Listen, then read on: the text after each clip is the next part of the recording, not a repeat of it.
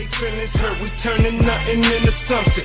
Give a fuck if they don't like me, cause all this bread I count excites me. Turning nothing to something, nothing into something. Turning nothing to something, nothing into something. Give a fuck if they don't like me, cause all this bread I count excites me. We putting work, turning nothing into something. They feelings hurt, we turning nothing into something. Give a fuck if they don't like me, cause all this bread I count excites me. Turning nothing to something, nothing into something. Turning nothing to something, nothing into something. Give a fuck if they don't like me, cause all this bread I count excites me. What up, what up, what up, what up? What is up, everybody? What's going on, my beautiful people? What's going on, Met fans, baseball fans, whatever you are, welcome. Hope everybody's doing well. Hope everybody's had a good week. I think it's been about a week since we were last together. And I don't know if as much has gone on, but like I said, I like to do these so we can stay in touch. Serves as a little bit of therapy for myself as well as maybe some of you. And just to discuss different ideas, I think a lot. That's why I wish blunt thoughts, right? I like to think a lot and I spit them out. And I get a lot of back and forth. A lot of people disagree. A lot of people agree, whatever the case may be. So I just want to discuss a few things. There's been a lot of speculation because that's all it is right now, right? Speculation, it's rumors, it's innuendo, whatever word you want to attach to it. But that's what you get right now.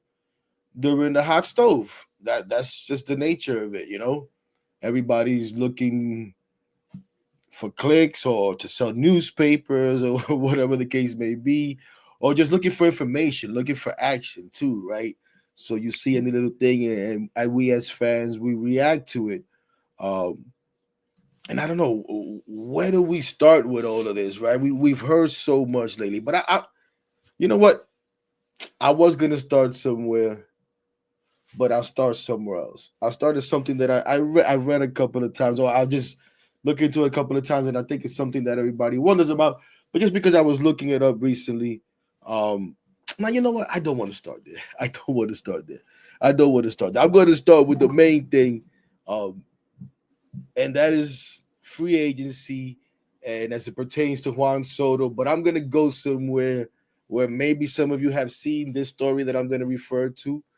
Maybe you haven't, but it's something that, again, I think a lot. It may be a little bit too much. So I saw this story this weekend, I think it was. I forget exactly what day it was. Let me see if I can see the date here. Can't really see the date. I think it was Tim Healy. Is that his name? That writes for Newsday. He wrote a story about Steve Cohen and his relationship with Scott Boras, right? And how they have more than a working relationship. It's not, it's not just about the money or anything like that. They actually have built, I guess you could call it a little bit of a friendship. And according to him, they hang out whenever Steve Cohen is out in Florida and out in Los Angeles, because we know Scott Boras is based in Los Angeles. According to him, they hang out, they get together.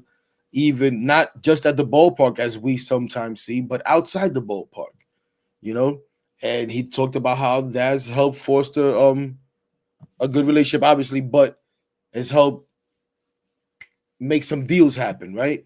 And we know what those deals are. It's the Carlos Correa deal that ended up falling through, and we know how that deal happened, or at least I think we know how that deal happened. And I don't want to get into all breaking that down, but we know Steve Cohen was out on Hawaii, I believe it was, on vacation. Scott Boras calls him when the deal with San Francisco falls through because San Francisco has concerns with Correa's physicals, and that deal falls through. Boras calls Cohen directly. He doesn't call Billy Epler, who was the GM at the time. He calls Steve Cohen directly. Cohen agrees to a deal with him, and then we already know what happened.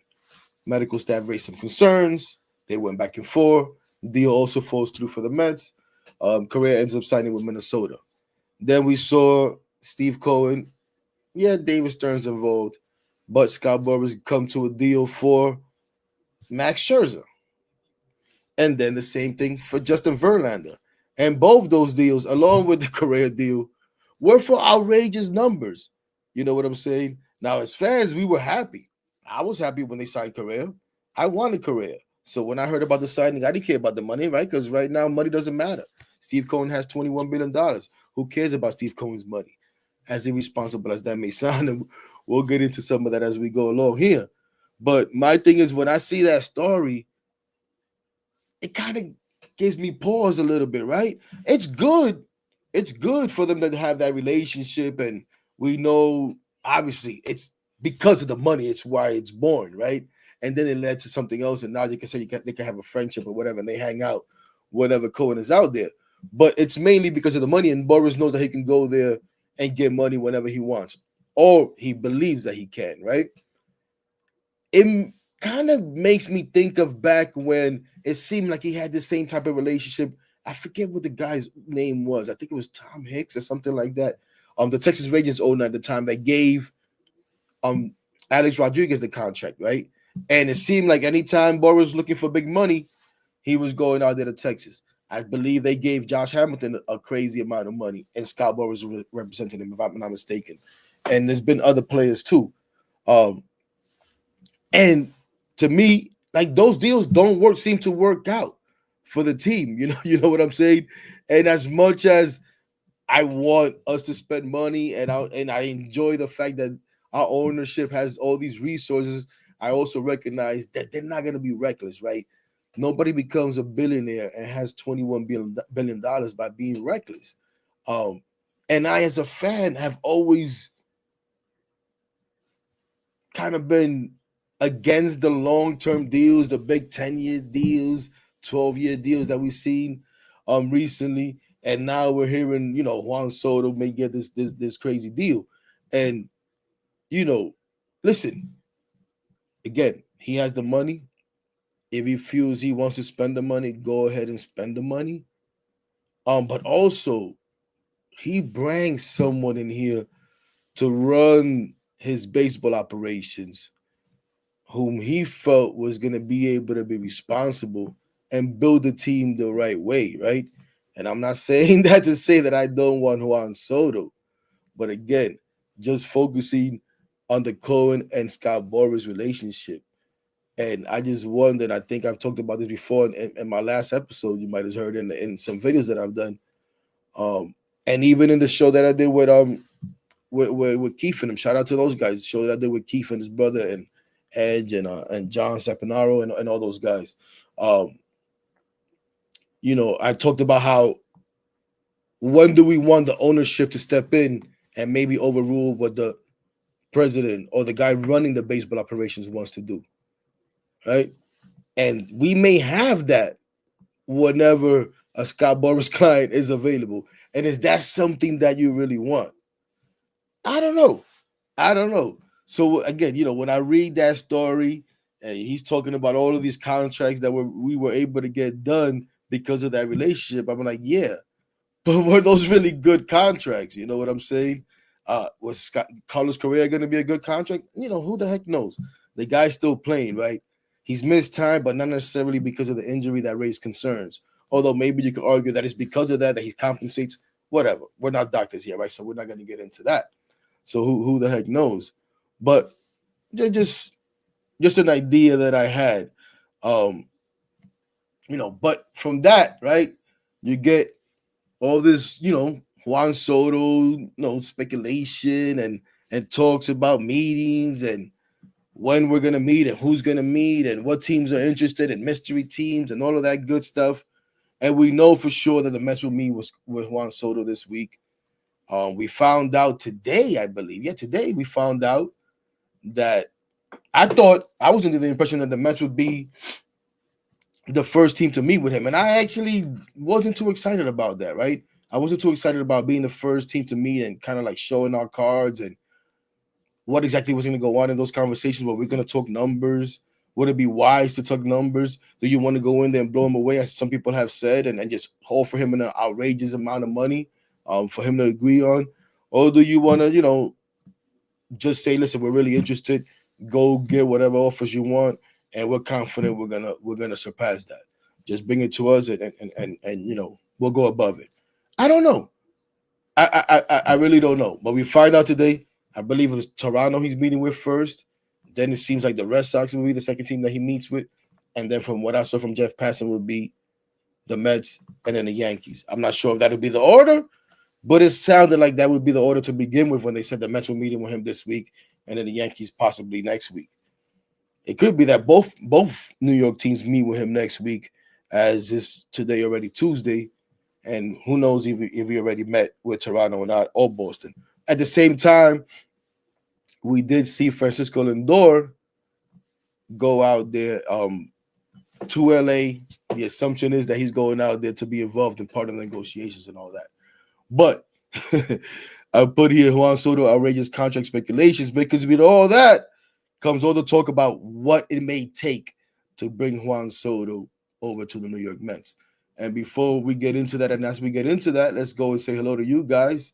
What do we got here? Oh, snap. My guy, Keefe, you up in the building, baby. What's going on, my brother? What's going on? I just shouted you out a little while ago. 900 million. Ay, mi madre santísima. I'm pretty sure I'm going to be in the minority here when I say, as much as I want Juan Soto, I want to be a little bit responsible and reasonable. But what does that really mean, right? Who the heck knows? But let me keep saying hello real quick. Cindy, how you doing? Jacob, my guy Jeffrey, what's up, brother? What's up? Berry Sports, what's going on? Yo, Petey, what's going on, kid? Oh, absolutely, the Mets should have more than one bat. Absolutely. And that's what concerns me. Let's go with that right there, right? We want to sign Juan Soto. We want to sign Juan Soto at all costs, right? And we say it shouldn't matter with Steve Cohen, and he has all this money and all of that.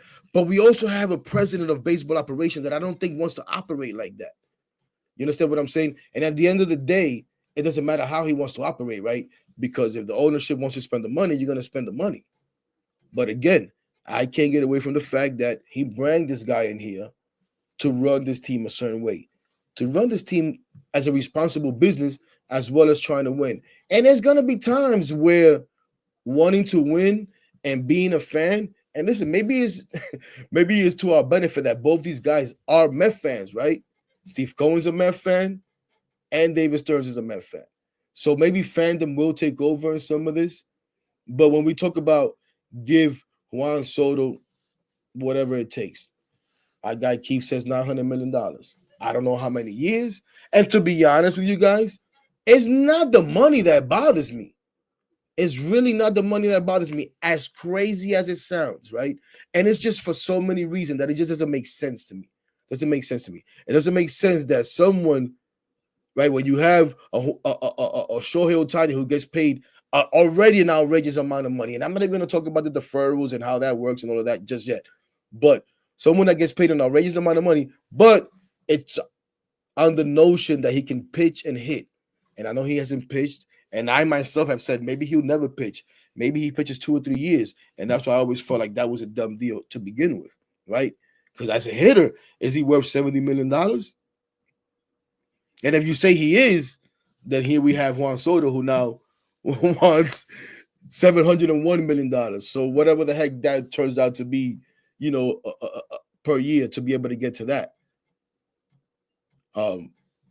But like, really? And then if we do that, right? If money's not an object, and I'm gonna go all over the place. Every time I do this, I try to set up an outline of how I want to do it, and then I start looking at the comments and I go elsewhere. If money's really not no object, right? If money's really no object, and we're gonna try to get out of here quick. It kind of worked out perfectly. Halftime of the next game, right as we got started. We'll probably go into the third quarter, but not too long. 30, 45 minutes. Try not to do an hour. If money's not an object, are we going to bring in Juan Soto and do how I think many of us Met fans would want? I know this is what I want. Are we also going to bring back Pete Alonso? And if money's not an object, why is it a problem to give Pete Alonso $200 million, but it's not a problem to give Juan Soto? And I know the age and all of that stuff and all of it. But still, you're willing to give Juan Soto upwards of $45 million, close to $50 million a year, maybe even more than $50 million a year, according to some of you. I'm pretty sure some of you will be willing to give him more than $50 million a year. You can't give Pete 27, 28 million, 29 million. We got to stop at Pete. No. This is what we got to start being responsible with Pete Alonso. If money doesn't matter, are we going to give Juan Soto the moon, the stars, everything that includes everything that comes with it? Bring back Pete Alonso. Sign a Sean Manaea. And go get whoever you want. Corbin Burns, Blake Snell, a center fielder.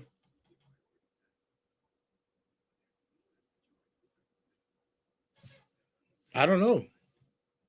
It really doesn't sound like it. And when I listen to all the rumors and stuff, Pete Alonso's pretty much a goner. We probably saw the last of Pete Alonso, which is upsetting at a whole another different level. Pete might be a former Met.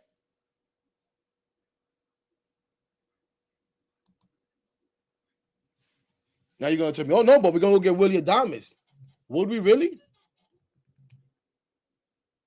Would that really be the move?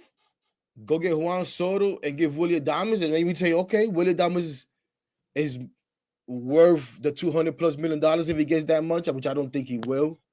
It depends on what you look at, what projections you look at.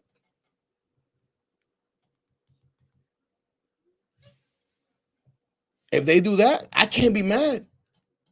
If they do that, I can't be mad. But I just don't think, and I also don't believe that is David Stern's MO.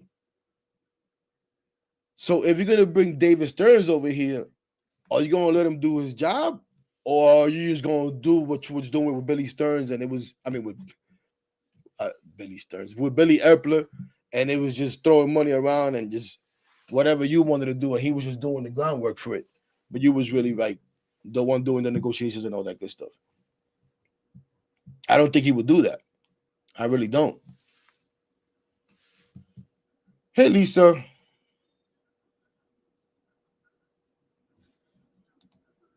Soto's a generational 26-year-old player, says my guy Amizi. Cohen has to have the highest bid. Anything else is unacceptable. I'm sorry.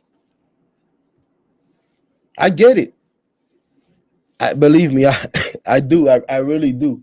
I get how bad it would look if it comes out that the Mets held steady at whatever it was. But what if the highest, they're willing to go high as far as money, but not years? What if they say we'll go X amount of money, but only for 12 years, and he insists on 15 years? Is that good enough for you? Or no?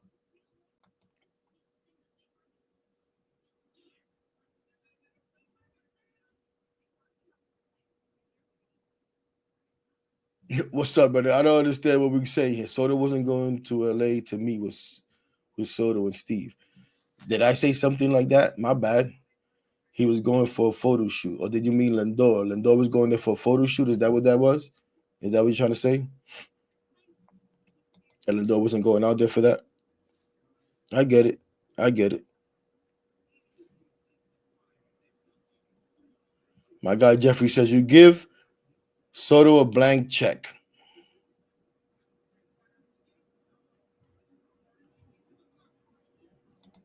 Nephew, what's good, kid? Listen, my first choice is to go get Juan Soto, ladies and gentlemen. I'm just here so you guys can talk me out of my craziness when I say it might be a little too much.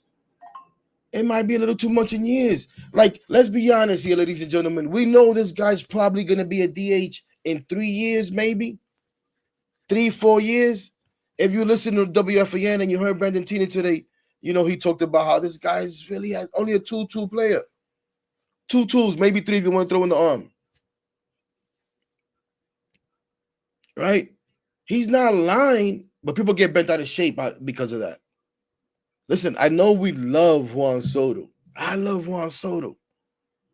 He's a great hitter. He's a great hitter. He's not a great player.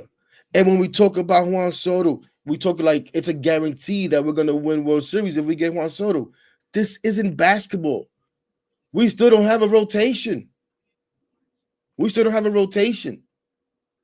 How are we going to get that? Right? Because I may not want to give the years, again, because I don't really care too much about the money. I may not want to give the years to Juan Soto, right? But when we talk about trade, a lot of you guys don't want to give up the prospects to go out there and get players.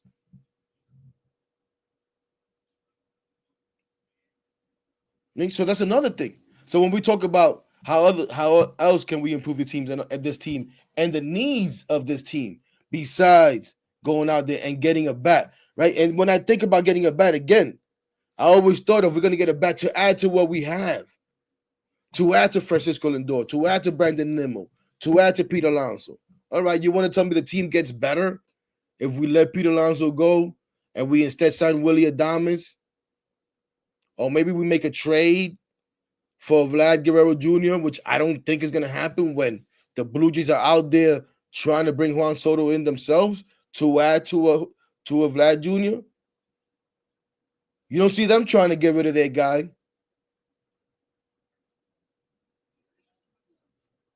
And maybe they bring in Soto and they just keep Vlad for this 1 year, and if they don't win, they let Vladdy walk. Who knows? But we're willing to let our guy walk.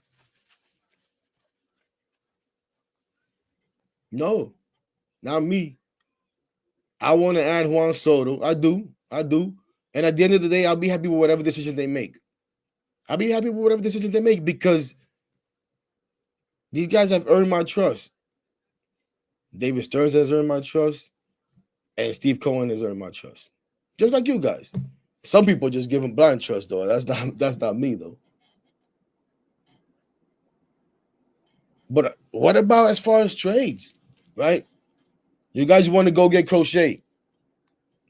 I was watching a little bit of,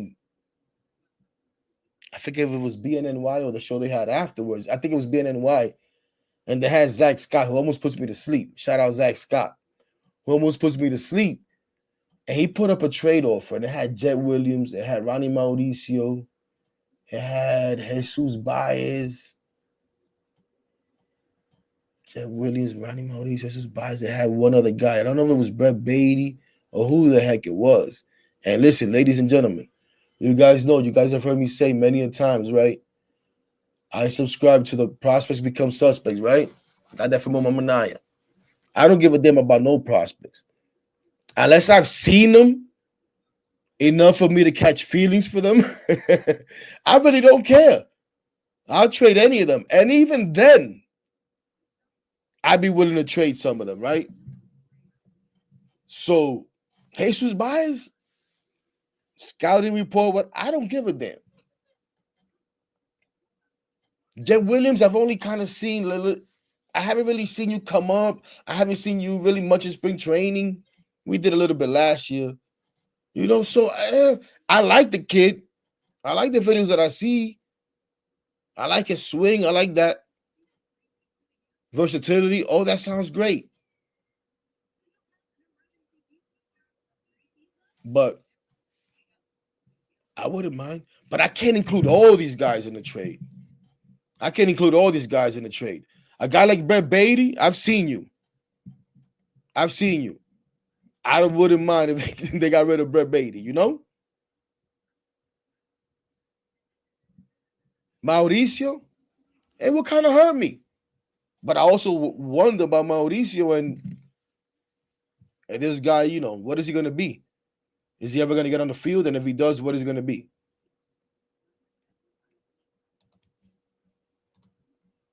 Let's get back to you guys real quick.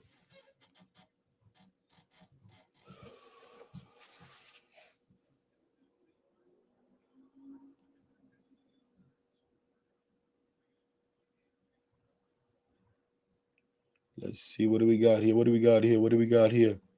Yeah, I figured you meant Lindor. All good. Hey, listen, that could be something to throw people off too, That could be something to go to throw people off too. Dímelo, Sosa.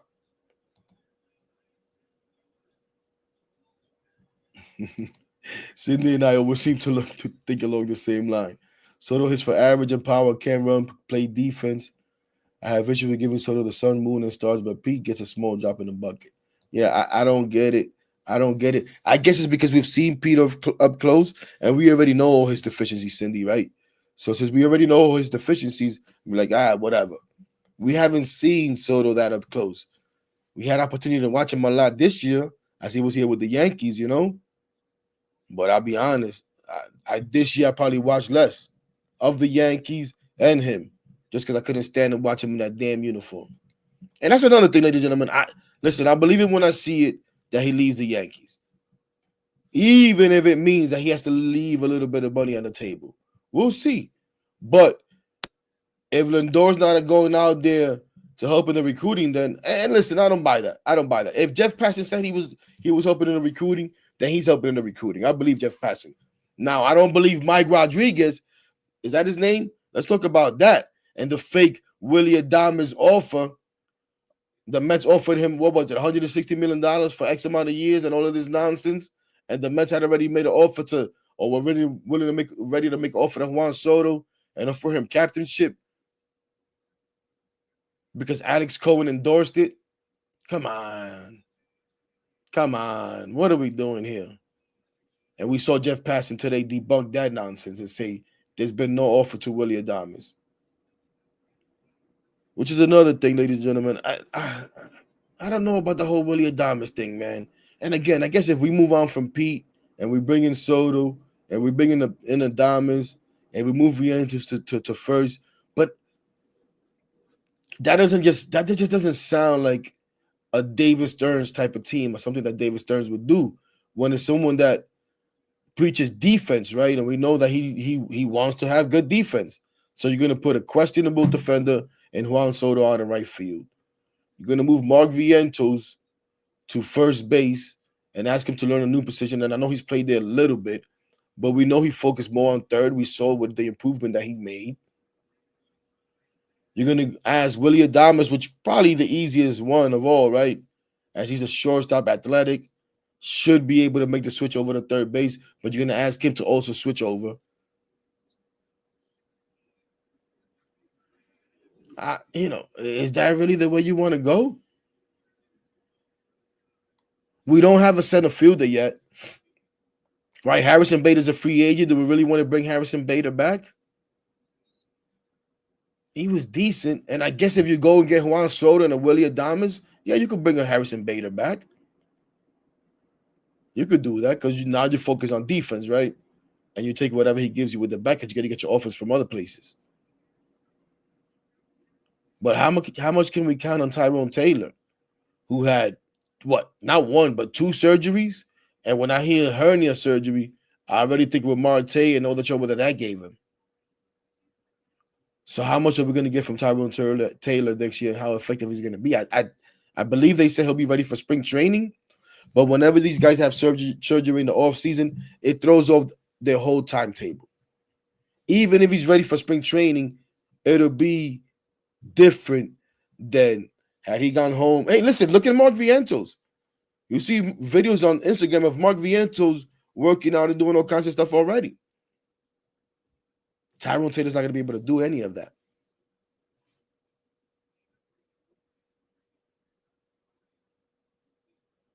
So we got to go out there and also get a center fielder. And then we got to go out there and get the pitching.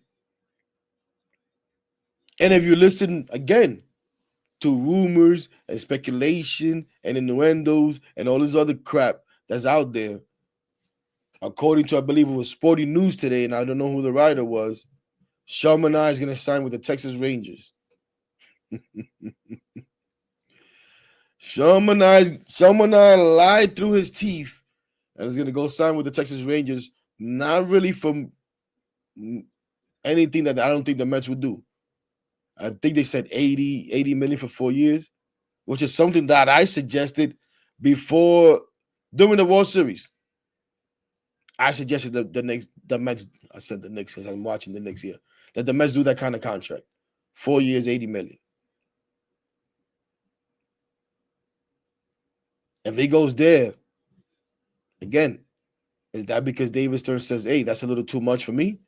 And what is that going to tell us, ladies and gentlemen? That as much as we want to say we're going to spend, and money doesn't matter, it always does matter. But again, that's just another rumor. There's no, even in that article, there was nothing to back that up whatsoever. Nothing to back that up whatsoever.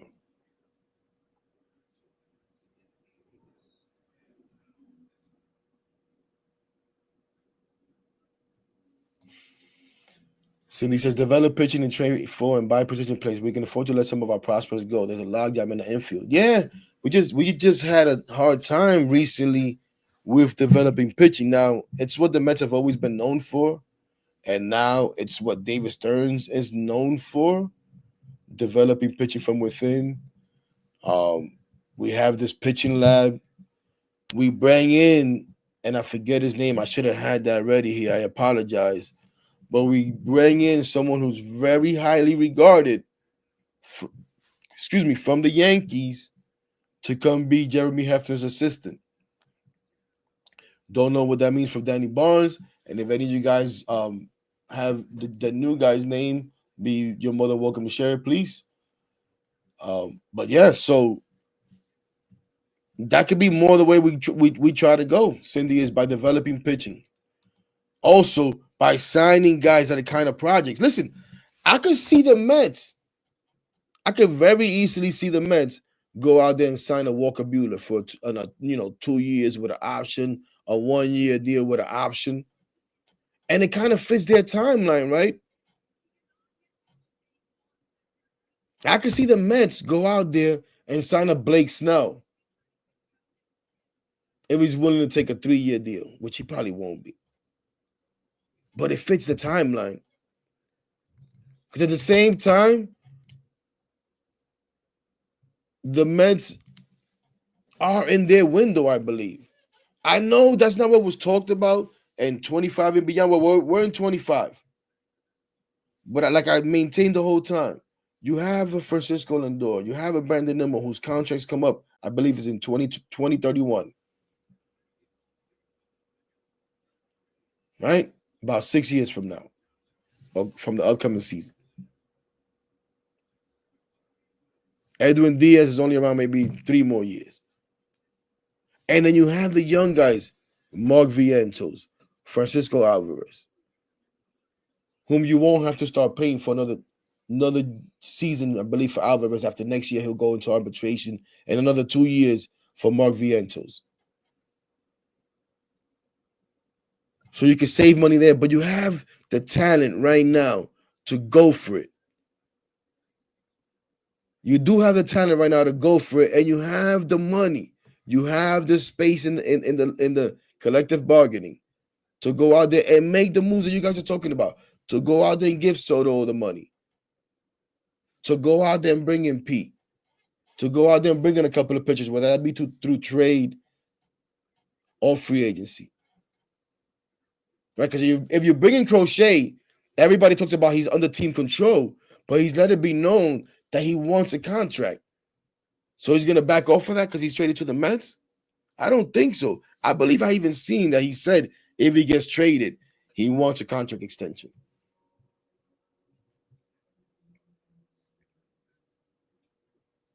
And then there's possible trades that I sure as I don't know about. Maybe you guys do.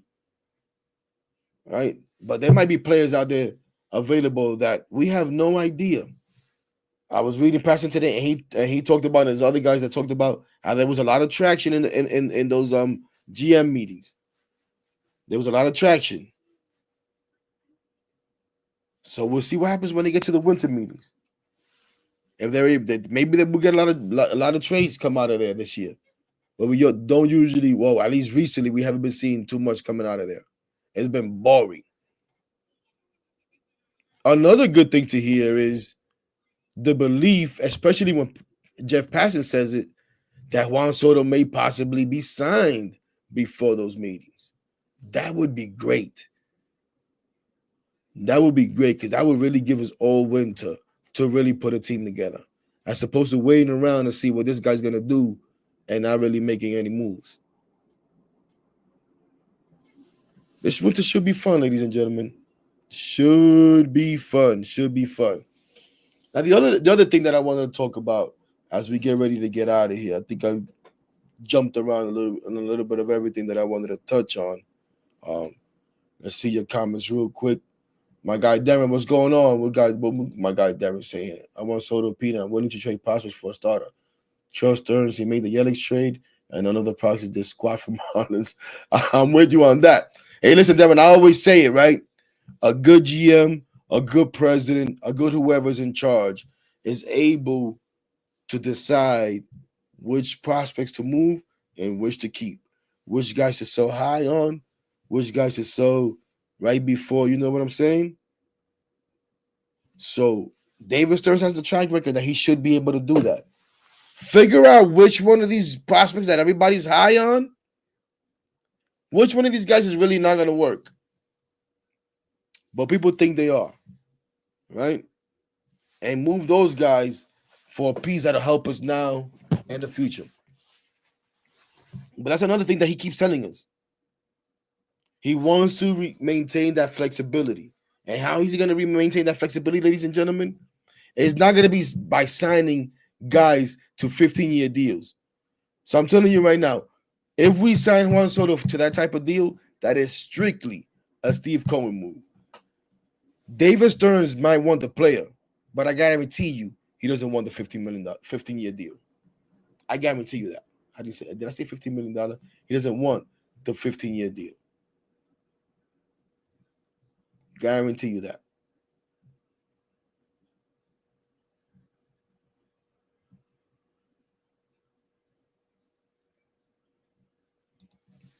Shout out to my guy CP. Yeah, he was saying that. Yeah, why not? Why not? Why not? Because Sevy, who knows, man? Sevy maybe takes that qualifying offer. Everybody keeps saying that Sevy might be the guy to take the qualifying offer. But what if Sevy actually is able to land a deal out there? We'll see.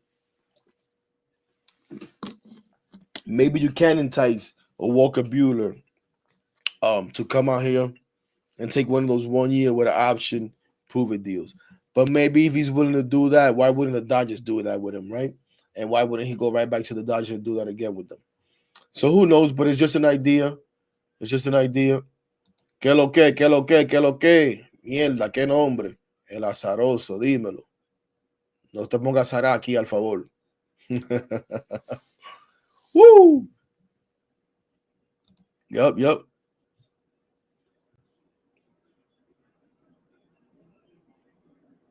So that my guy Darren's in agreement with Buehler.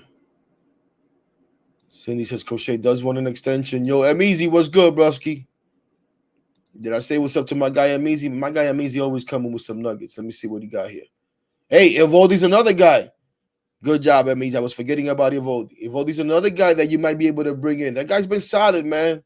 Ever since he came back from that second Tommy John. I think he's had 2 Tommy Johns. He's had 2 Tommy Johns. Ever since he came back from that second one, he's been pretty good. I would bring him in. I will definitely bring him in. It's a guy that knows how to win. And again, I feel like we have, I don't want to say a short window, whatever, but I think we are in our window. I think this team showed it this year. I think this team showed it this year. What's up, George? Good to have you back, man. You have a good night. I don't know if you're heading out. Have a good night, man. But thanks for joining us. And I appreciate the kind words, man. Now again, like, I want to make sure I didn't miss anything here. I want to, acknowledge you guys. I appreciate you guys, like always. Appreciate you guys. The other thing I want to talk about real quick, because it's been thrown around a lot, and I was reading up on it and just trying to figure it all out, is the how do you even say the name? The Roki Sasaki? Roki Sasaki? Everybody knows who that is, right? Japanese pitcher, young guy, 23 years old, actually younger than Yamamoto and Soto, and is the hot name right now as far as international guy, as far as pitching, may actually be, definitely would be the steal of the offseason. Would definitely be the steal of the offseason because of the way that you're able to sign them, because of his age and how these rules work which are crazy as hell. And because I've been trying to understand it, I actually was reading this, so I wanted to go through this with you guys a little bit. And just at first, just breaks him down a little bit, gives a little bit of his numbers here, blah, blah, blah, 202 ERA, 11.4K per 9 innings, 2 base on balls per 9 inning rate, and allows 6 hits per 9, right? But besides all that, the important thing is the posting system, right? And how does that work and all of that good stuff. And again, based on age, the first thing is you have to ask your team to release you, right? If you're under 25 and the team agrees to release you, or at least 25 and under, your team has to agree to release you, right?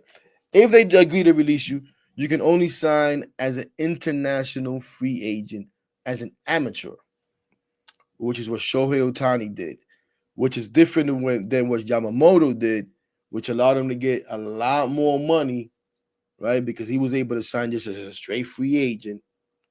So he was able to get that $300 million deal. If this dude comes out, or when this dude comes out, because they have agreed to post him, they haven't yet posted him yet, right? And they probably haven't posted him because of the amount of money that this guy can get. And I believe Ohtani, I think it has it here, signed for something like $2 million. Let me see. Something for like $2 million with the Angels, and then fell into, the regular 6 years. So for 3 years, he was getting, I don't know how much he was getting, but he was eligible to really get the league minimum. You know what I'm saying? And then after that third year, go into arbitration, and until he eventually became a free agent. So that's basically what's going to happen with the Sasaki dude, right? Now, the thing is, everybody assumes that he's going to go to the Dodgers, and the Dodgers, the Dodgers have the money for it. And again, it doesn't have to be too much money because he can only get up to a certain amount and blah, blah, blah, blah, blah. But the truth is, and the reality is, because of the way that he's being posted, because it's not going to take an outrageous amount of money, it's really about comfort, right? It's really about comfort. So when we talk about, Juan Soto and whether Francisco Lindor is going to recruit him and all that, I've been thinking, okay, here we have the Sasaki dude. Why don't we have our Kodai Senga go out there and recruit this dude? They talk about, Yamamoto and Ohtani and this and that. But hey, maybe Senga go out there and talk to him and say, listen, this team here is treating me very well. We have tons of fun. They pretty much let me do what the hell I want, right? As far as training and all of that. We saw even this year with his rehab, he was pretty much in charge. And they could throw the whole development, the pitch lab. Again, we have this new guy with the Yankees who's very highly regarded. Those are the kind of things that the Mets are going to have to sell this guy on, because it's not going to be about a $21 billion owner, just flaunting his money. But there's another little wrinkle into it that is as far as when he gets posted, right? But I wanted to show you guys something real quick. And this is why the Dodgers are the favorites, right? Because right now, based on availability of the money that these teams have available, right? Because we are coming to the end of the international free agent signing period. And most of these teams already have their money allotted to these players, right? So right now, the Dodgers have $2.5 million left to offer this dude if he became available right now. The next team up is the Orioles with 2.1, Yankees 1.4, Giants 1.2, and the Red Sox at $990,000. Right? Now, where are our Metsies when it comes to this? Our New York Mets have $314K available to offer if they wanted to. Now, I've heard they could take back some money that they already offered the kid. I forget the kid's name. Again, I apologize because I want to do these things and then I rush into it and I'm a little bit unprepared as prepared as I think I am. But the kid's name escapes me. I believe it's a shortstop that they've already agreed to, sign, but they haven't done it yet. So they could pull some of that money back, but it wouldn't be good practice.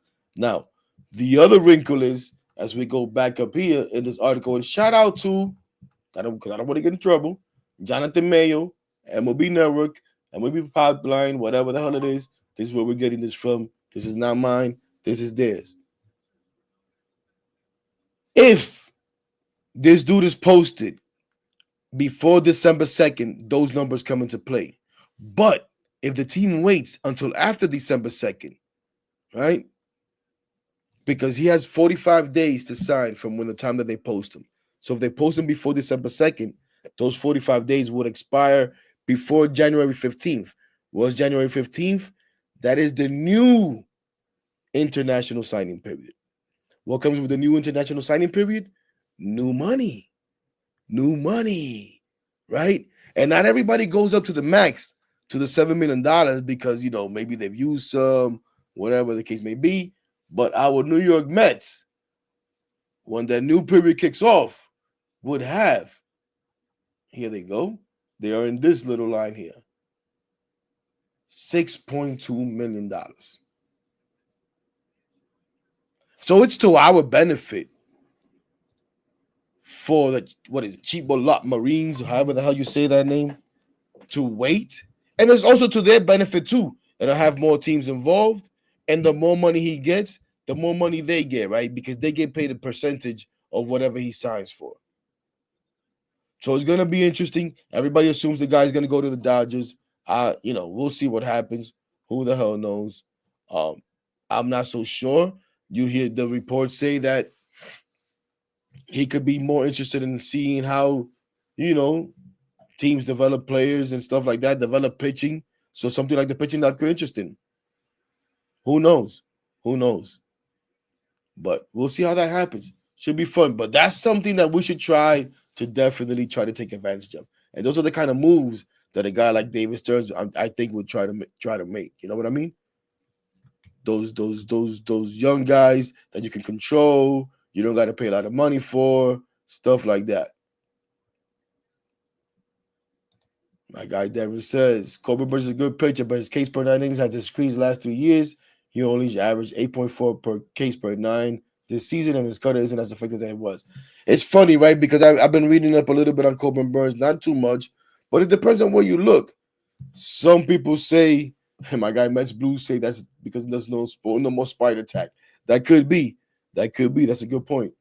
But depending on where you look, Corbin Burns is still good. Numbers say that he hasn't changed much. And then there's numbers like this, like Devin just shared, that say that he is dropping off a little bit. So, I don't know what to think about when it comes to that. Again, a lot of this stuff, too, people assume that because he, I believe, because I was looking at this, too, David Stearns drafted him. Obviously had him in Milwaukee. So people right away assume that David Stearns is going to want to go get him. That may or may not be the case. But that doesn't mean that he's going to want to go throw 7 years at this dude. It's just not his MO. And listen, as much as I don't want to give Juan Soto 15 years, I don't want to give a Corbin Burns 7 years. I wouldn't want to give a Blake Snell 5 years. But I'd rather give Blake Snell 5 before I give Burns 7. Because if I could get 3 good years out of both of them, and then only have to deal with 2 bad over another 4, I'd rather deal with that. Another thing that I just thought about too, that kind of piqued my interest is, what's his name? I didn't know. I think David Stearns drafted Crochett, but he didn't come out. Sometimes these guys get drafted, they don't agree to terms or whatever, that they decide to stay in college another year, whatever the case may be. So before the White Sox got him, Milwaukee actually drafted Gary Crochet a year before.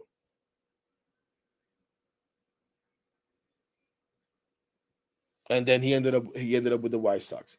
So when I saw that, I was like, man, maybe the interest for this guy really is real. You know what I'm saying? And again, it all depends on the package. But to me, I don't give a really damn about prospects.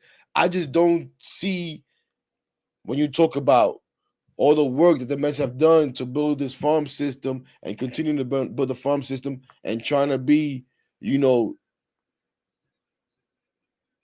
oh my gosh, this nickname keeps distracting me.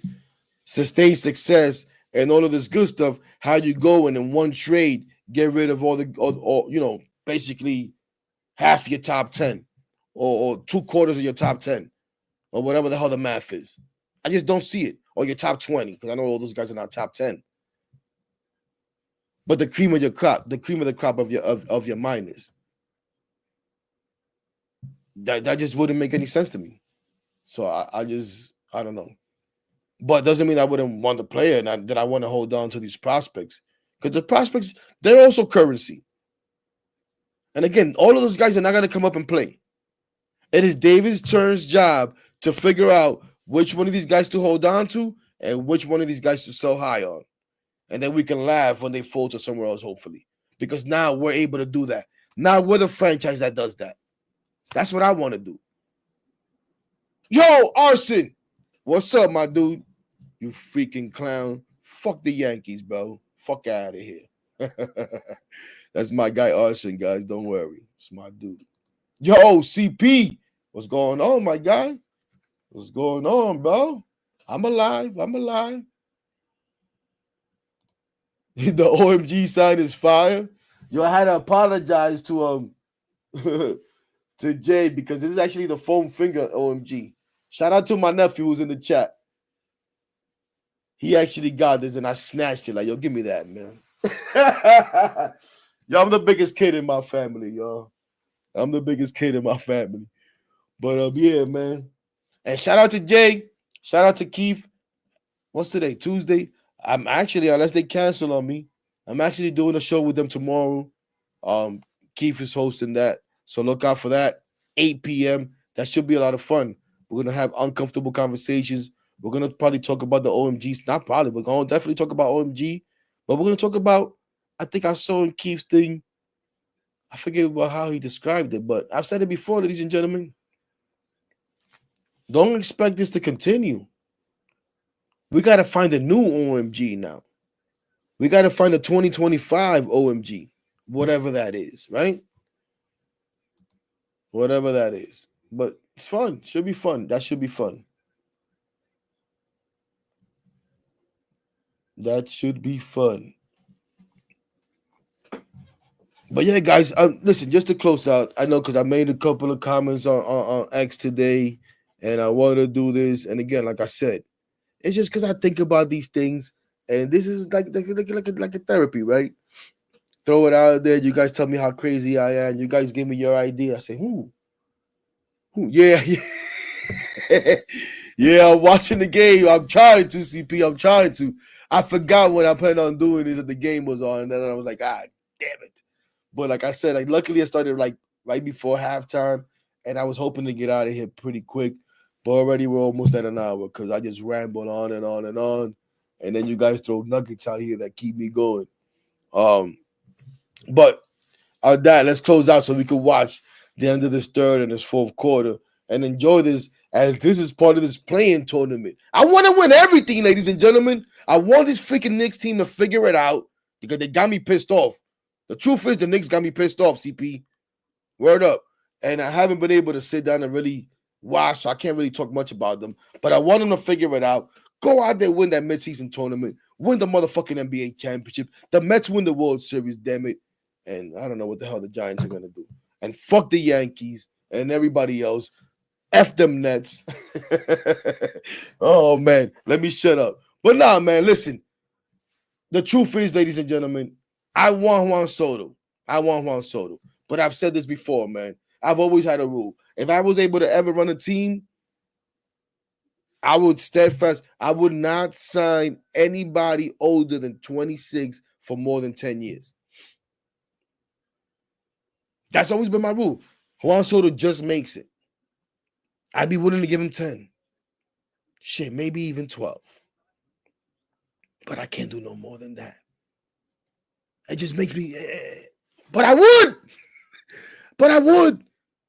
because I want him. And again, the money, I don't care. This is the only thing that the money doesn't make sense to me, ladies and gentlemen.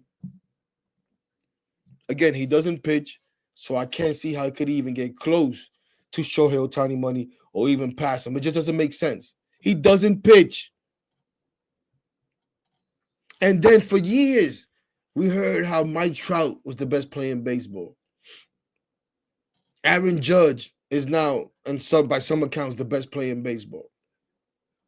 He's going to get more than these guys because he's a great hitter, because he's the next guy. I hate that about sports, that the next guy gets the most. Look at what happened to the Giants. Look at where my Giants are, because Daniel Jones was the next guy. And he had to get paid. And these dopes gave him that stupid money. And I will probably lose their jobs over it.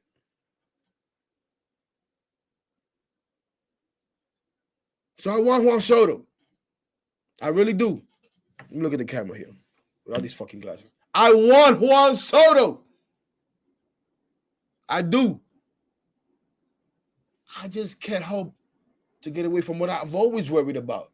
It's not Wilpon syndrome, how somebody tried to tell me on Twitter. And probably somebody that, whatever.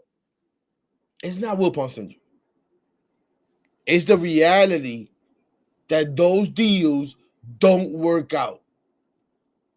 Those deals usually don't work out for the team. Now, if we go out there and win 3 championships, absolutely.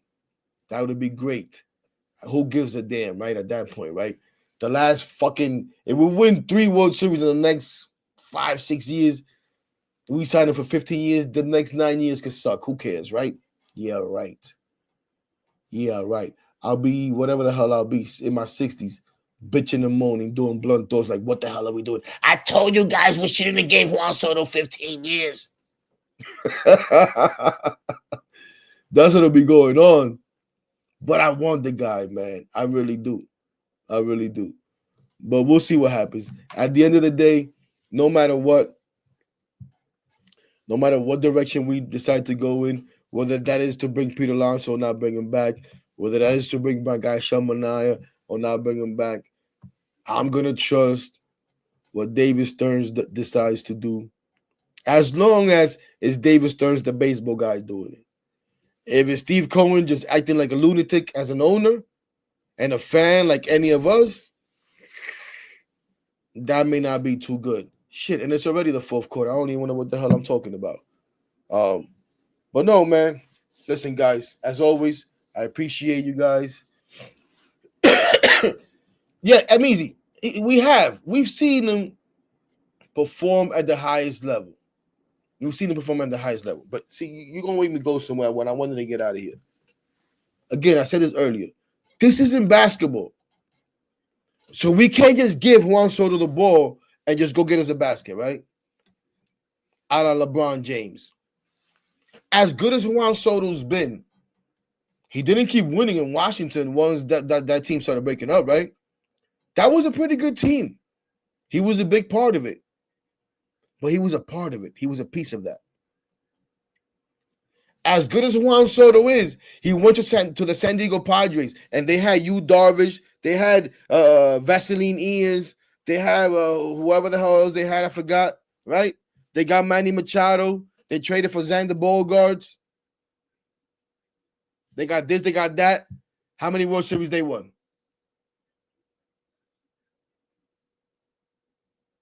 The New York Yankees just traded for him. Juan Soto, Aaron Judge, probably the best duo we've ever seen.